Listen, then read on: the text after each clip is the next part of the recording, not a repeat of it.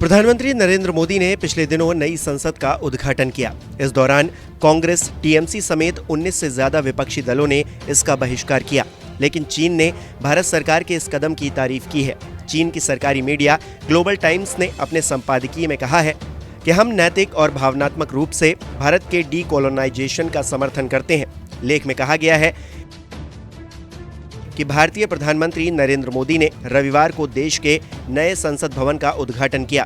British colonial period के दौरान लगभग एक सदी पहले बनी पुरानी संसद को म्यूजियम में बदला जाएगा।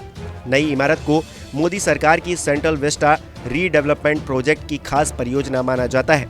इस प्रोजेक्ट का मकसद भारतीय राजधानी को कॉलोनियल एरा के निशान से आज़ाद करना है। अपने भाषण में पीएम मोदी ने कहा कि नई संसद सिर्फ एक इमारत नहीं है, ये आत्मनिर्भर भारत के सूर्योदय का गवाह बनेगी।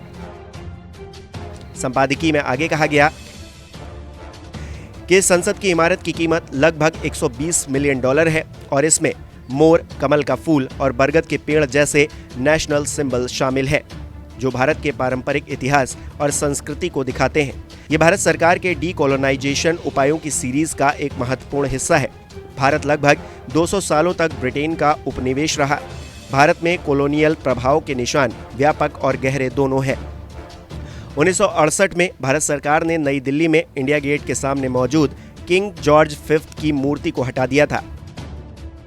फिर 8 सितंबर 2022 को मोदी सरकार ने महारानी एलिजाबेथ II की मौत के दिन इंडिया गेट के सामने राजपथ का नाम बदलकर कर्तव्य पथ कर दिया। भारत सरकार द्वारा पिछले कुछ सालों में लिए गए फैसलों के बारे में ग्लोबल टाइम्स ने तारीफ करते हुए कहा कि हाल के सालों में मोदी सरकार ने भारत की छवि उभरते हुए देश के रूप में पेश की है, जो कि सेल्फ कॉन्फिडेंस पर जोर देता है। भारत ने कॉलोनियलिज्म के प्रतीकों को हटाने के लिए बड़े पैमाने पर एक्शन लिया है, जिसमें प्रतिष्ठित इमारतों का नाम बदलना और फिर से तैयार करना, कॉलोनियल हिस्ट्री से जुड़ी बजट प्रथाओं को बदलना, अंग्रेजी के ऑफिशियल इस्तेमाल को कम करना और हिंदी के उपयोग को बढ़ाना शामिल है।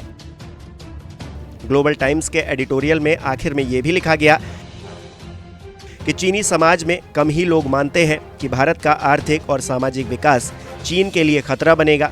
ज्यादातर लोग इस बात से सहमत हैं कि दोनों देश पारस्परिक सफलता प्राप्त कर सकते हैं। स्पष्टता और आत्मविश्वास खास तौर पर संकेत दे रहे हैं कि भारत वास्तव में कॉलोनियलिज्म की छाया से उभरा है।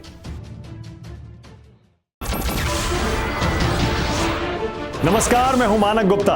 अगर आपको हमारा ये वीडियो पसंद आया हो तो इसे लाइक और शेयर जरूर करें, और हाँ, हमें सब्सक्राइब और फॉलो करना ना भूलें ताकि आप देश और दुनिया की कोई खबर मिस ना करें।